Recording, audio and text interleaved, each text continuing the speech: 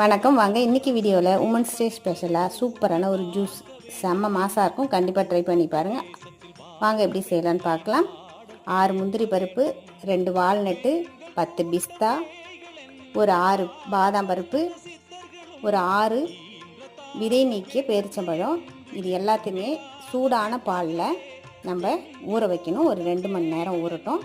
இது கூட நான் காஞ்ச திராட்சை ஒரு 6 சேர்த்துருக்கேன். அதை மறந்துட்டேன், அதுக்கப்புறமா சேர்த்துக்கோங்க. இது சேர்த்து ஊறவே டேஸ்ட்டு சூப்பராக இருக்கும். ரொம்ப ஹெல்த்தியாக இருக்கும்.